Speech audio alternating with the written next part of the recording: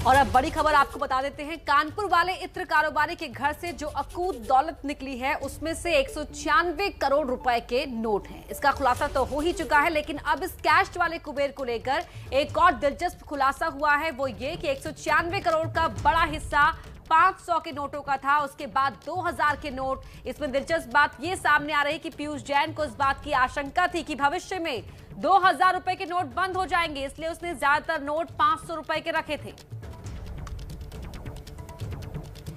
तो डर था उसे इस बात का कि 2000 रुपए के नोट अगर जमा करेगा तो भविष्य में कहीं 2000 रुपए के नोट बंद ना हो जाए, तो इसलिए वो 500 रुपए के नोट जमा कर रहा था।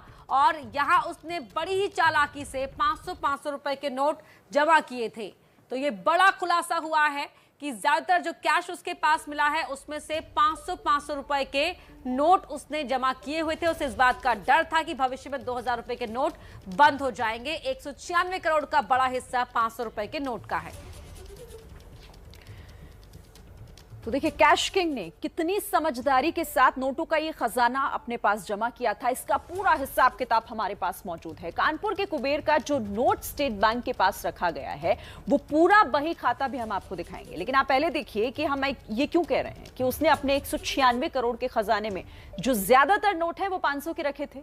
ग्राफिक्स के जरिए इन आंकड़ों को आपको समझाने की कोशिश हम करते हैं। पीयूष जैन के घर से मिली रकम में 29,38,500 पीस जो नोट है वो 500 रुपए के थे, जिसकी कीमत 146 करोड़ 92 लाख 50 हजार रुपए, जबकि जो 2000 रुपए वाले नोट हैं वो 1,72,000 नोट थे, जिनकी कीमत करीब 34 करोड़ 40 लाख रुपए हुई।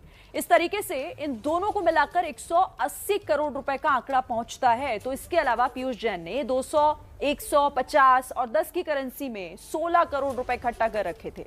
इस तरह कुल मिलाकर ये रकम करीब 196 करोड़ तक पहुंचती है। देखिए, हम आपको बता रहे हैं कि कैश किंग पीयूष जैन ने किस तरह से अपने खजाने में इतने सारे पैसे जमा किए थे और क्यों 500 रुपए के नोट इकट्ठा किए थे, वो भी हम आपको बता रहे हैं। और उसकी तस्दीक कैसे होती है वो देखिए, हम आपको बताने की कोशिश कर रहे हैं। ये एसबीआई की एक्नॉलेजमेंट रिसिप्ट है। जब डीजीजीआई की टीम पैसे लेकर पहुंची पीयूष जैन के घर पर, और जब माफ कीजिएगा एसबीआई के चेस्ट में उस पैसे को वहां जमा किया गया, वहां फिर से गिनती हुई, तब जो उन्होंने आंकड़ा दिया उसमें 109 करोड़ रुपए, माफ कीजिएगा 109 करोड़ रुपए जो थे वो सिर्फ 500 रुपए के नोटों में थे, और उसमें कुछ खुदरा नोट भी मौजूद थे। और साथ ही साथ हम आपको दिखा रहे हैं किस तरीके से अलग अलग कमरों से कितने नोट की बरामदगी हुई थी। 500 के 80,000 नोट कमरा नंबर 1 में मिले थे। उसके अलावा देखिए 500 के 70,000 नोट उसी कमरे में दूसरी अलमारी से मिले। ये पूरा खाका बना हुआ है किस जगह से कितने नोट मिले। कहीं से 70,000 नोट 500 के मिले, कहीं से 80,000 नोट 500 के मिले, कहीं से 1 लाख नोट 500 के मिले, और लगातार ये आंकड़ा जो है वो बढ़ता रहा, और ऐसे करके ये आंकड़ा पहुंच गया 109 करोड़ रुपए तक, जो एसबीआई के चेस्ट में 500 के नोट जमा किए गए हैं। हालांकि पूरी रकम की बात करें तो 196 करोड़ के आसपास है, लेकिन 500 के नोट जो है वो करीब 109 करोड़ रुपए हैं। और अभी तक 196 करोड़ की नकदी सामने आ चुकी है, जिसमें से 177 करोड़ रुपए कानपुर के आनंदपुरी की कोठी से बरामद हुए हैं। देखिए, जो 4 कमरों में खुफिया अलमारियों में रकम छिपाई गई थी, पहले कमरे की एक अलमारी में करीब 28 करोड़, दूसरी अलमारी में करीब 27 करोड़ के नोट बरामद हुए। और इसी तरह दूसरे कमरे की एक अलमारी में करीब 26.5 करोड़ और दूसरी अलमारी में 28 करोड़ से ज्यादा के नोट मिले थे, जबकि तीसरे कमरे में करीब 68 करोड़ रुपए सीज किए गए। अलग अलग कमरों से जो नोट निकले उन्हें अलग गिना गया, और वही इन कागजों पर हम आपको दिखा रहे हैं। और इसमें भी साफ है कि ज्यादातर नोटों की गड्डियां 500 रुपए की थी। एक कमरे में जब छापामारी की शुरुआत हुई तो उसमें एक अलमारी से कितने नोट निकले, दूसरे बॉक्स में से कितने नोट निकले, इन सब का जिक्र इस पूरे कागज पर किया गया है, और उसमें ये बताया गया है कि कहां से कितने नोट निकले हैं। संजय त्रिपाठी हमारे सहयोगी जुड़ गए। संजय, लगातार अपने दर्शकों को हम वो दिखा रहे हैं, वो एक्नॉलेजमेंट रिसिप्ट भी दिखा रहे हैं जो जमा कराई गई एसबीआई की तरफ से दी गई, और दूसरा वो पूरा खाका, कितने नोट कहां से मिले। आखिर 500 करोड़ के नोट, क्या डर ही इसके पीछे वजह थी जो इकट्ठा कर रहा था पीयूष? देखिए आदर्श, ये जो खुलासा है ये सिर्फ एबीपी न्यूज़ पर हुआ है। जो एसबीआई की रिसीट है उसमें साफ तौर पर दर्ज है कि उसके घर से जो भी नोट मिले हैं वो किन शक्ल में थे। 500 की कितनी गड्डियां थी, 2000 की कितनी गड्डियां थी। इसमें एक और हैरान करने वाली बात है कि जो नोट बरामद हुए हैं उसमें 500 की कई हजार गड्डियाँ ऐसी हैं जो नए नोटों की है। 2000 के भी कई सारे नोट हैं जो नए नोट हैं। और ये जो नई गड्डियां हैं, अगर आदर्श आप भी बैंक जाएंगे और आपको 1 लाख रुपए निकालना होगा ना, तो बैंक वाला आपको 500 की नई गड्डी नहीं देगा।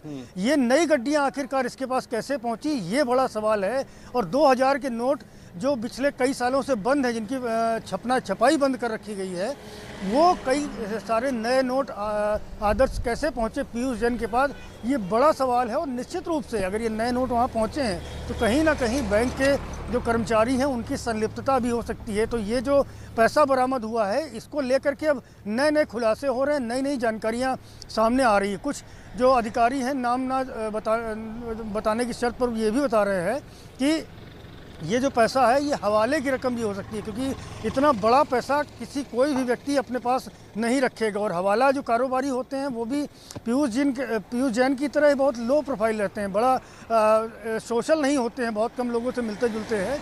तो ऐसे में ये रकम हवाले की भी हो सकती है। और 2000 के नोटों की जहाँ तक आपने बात की, तब बीच में जो अफवाह फैली थी कि 2000 के नोट बंद हो सकते हैं, तो पीयूष जैन के पास बड़ी संख्या में 2000 के नोट पहले से रखे थे। संजय, तो कह सकते हैं कि शातिराना तरीके से वो इस दौलत को जमा कर रहा था, या उसके जरिए इस संपत्ति को वहां पर इकट्ठा किया जा रहा था। जो खुलासा आपने किया सनसनीखेज है बेहद, और साथ ही इस बात की को भी और पुख्ता करता है कि कई और लोगों से भी इसके तार जुड़े हुए हो सकते हैं।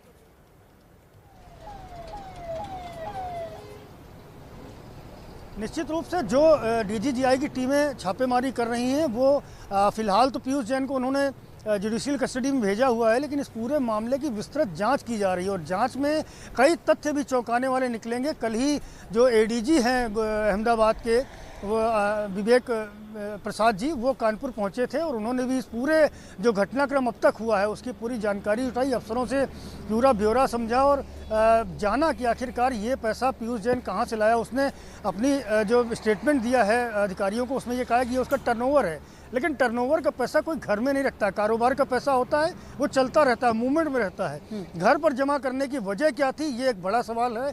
और ये भी खबरें आ रही हैं कि बहुत जल्द इस पूरे मामले में इनकम टैक्स के अधिकारी भी इन्वॉल्व होंगे। अगर इनकम टैक्स इसमें आती है तो वो पड़ताल करेगी बारीकी से जा करके कि आखिरकार ये पैसा उसने कहाँ से जमा किया। ये नोटों की जो गड्डियाँ आप नई नई देख रही हैं, ये उसके पास कैसे पहुँची, कौन कौन लोग इस पूरे जो धन है इसके साथ जुड़े हुए हैं। बिल्कुल संजय, वो सवाल है जो हर किसी के जहन में है और इन्हीं सवालों का जवाब ढूंढने की कोशिश एजेंसी भी कर रही है। शुक्रिया फिलहाल आपका हमारे साथ जुड़ने के लिए।